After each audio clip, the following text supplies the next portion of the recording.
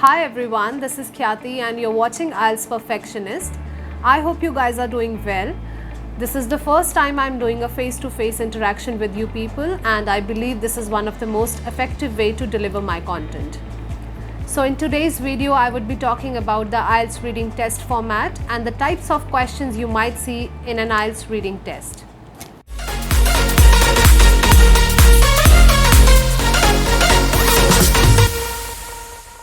So this is for both academic and general training test. See, there are 40 questions carrying 1 mark each. The best part is there is no negative marking, which means you should attempt all questions. The test duration is 60 minutes and you do not get any extra time to transfer your answers from the question paper to the answer sheet. So it is recommended that you directly put down your answers in the answer sheet. Now there are 3 sections for both academic and general training test, but the content varies. For an academic test, each section contains one long passage and the content is usually academic. Whereas, if I talk about IELTS general training, there are 3 sections, but each of the section might have 1 or 2 short text.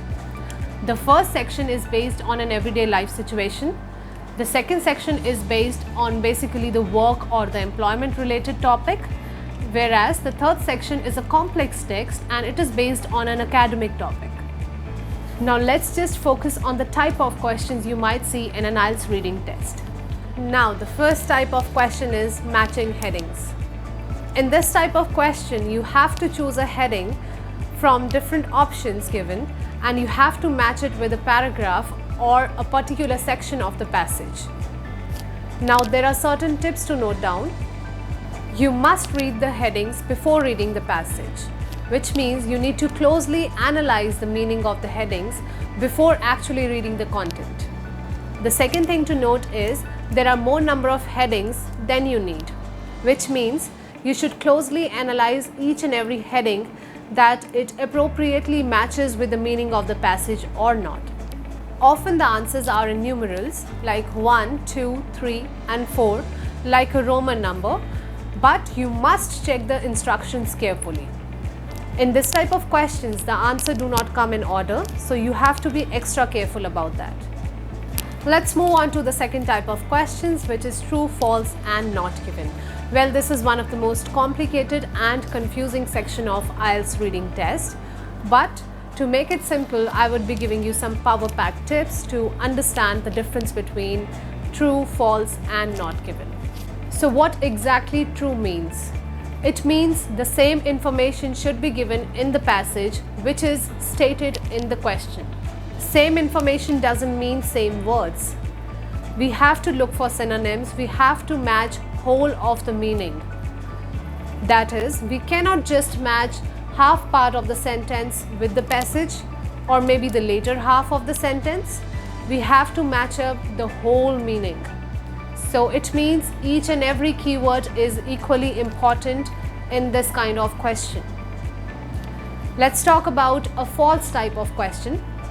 False means something that is contradicting. Contradicting means something that is opposite. You must paraphrase the questions and the information given in the passage to reach up to the correct answer. IELTS true, false, not given is not as simple as you think. Lot of sentences means the same, but there is a little word or a single keyword that might confuse you and lead you to a wrong answer. So you need to focus it more closely. So the third type of answer is not given. When the information is not available in the passage, then it means the answer is not given. In this type of questions, the answers usually come in order. Usually means most of the time, but not always. In rare cases, the answers may be located somewhere else which are not in order. Now let's move on to the third type of questions for an IELTS reading test. Matching paragraph information. In this type of question, you have to match the information given in the question to the information given in the passage.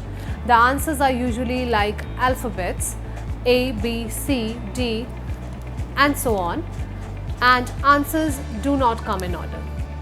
In this case, you have to remember that all the paragraphs might not be used. There are some extra content which is given to you in the passage. Let's move on to fourth type of questions, summary completion questions. Now in this type of questions, you are given a summary of the passage and you have to fill up the empty spaces. This is a kind of fill in the blanks type of questions, you can say. You have to pick up words from the passage and you have to put the appropriate word in the missing spaces. So this is all about the summary completion sentences. Now there are a few important tips to this kind of question. First thing is that you need to look for the answers in an order. Like suppose if the question number 1 is in the first line, you might find the second question below that after a line or maybe after 2 lines, but it usually comes in order. The words that you fill up in the summary should be grammatically correct. You must read your sentences completely to make sure that you have written a right answer. Moreover, you should also check for the question instruction very carefully. Let's move on to the next type of questions, which is sentence completion. In this type of question, you have to complete the sentences by filling up the gaps using the words from the passage. It is another kind of fill in the blanks. But in this case, instead of summary, you are given individual sentences to complete. Alright, let's look at the tips. Firstly, you must identify the type of word that is needed in the particular statement. That is a noun, verb or an adjective, which will make it easier for you to find out. Next thing to remember is that answers usually come in order and your sentences should be grammatically correct. Let's move on to the sixth type of questions that might occur in an IELTS reading test. These are multiple choice questions. So as you know, multiple choice means there are different options that are given to one particular statement and you have to choose the most appropriate one. Now what you must do in these type of questions, you must paraphrase or rephrase the information given in the question and the passage so that you can focus closely on the meaning of the statement rather than matching up the words. Answers usually come in order and answers are in the form of alphabets like A, B, C or D. You must check the instructions carefully for an appropriate answer. The next type of question in an IELTS reading test is list selection. In this type of question, you have to choose the correct option from the list of words or information given. One most important tip for this type of question is that you must read all the options available in the list and you must paraphrase each one of them. Secondly, you should read through the questions carefully and identify the keywords. The best part about this type of question is that answers usually come in order. So that is quite easy for you to understand. Let's move on to next type of questions. Choosing a title. In this type of question, you are given different passages and different kind of titles. Now you have to choose the appropriate title which is suitable to the content of the passage. Now you have to look closely and analyze the actual meaning that what the passage is specifying so that you can reach up to the right option.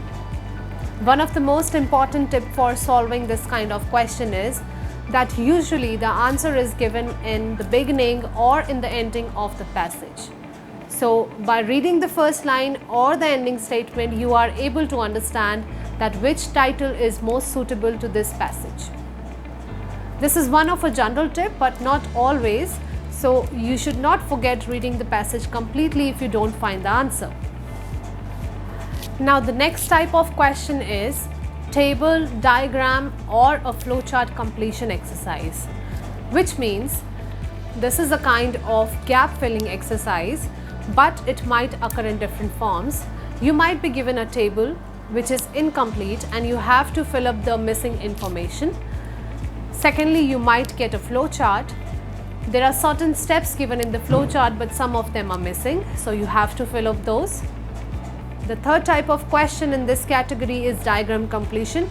What you have to do is you would be given a diagram and there would be some certain specific information which would be missing. So you have to closely analyze the passage information and you have to fill up those gaps.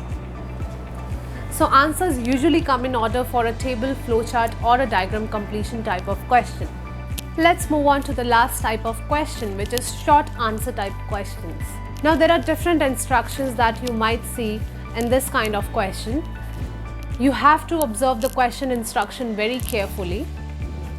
The question might say, write no more than one word, or maybe write no more than one word and a number, or it can be write no more than one word or a number.